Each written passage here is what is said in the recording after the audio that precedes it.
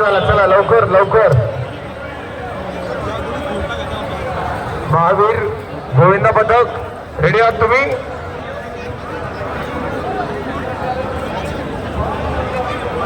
चला, जो गोविंदा पथक सगळ्यात जास्त थर लावेल त्या गोविंदा पथकाला पण प्राइज आहे.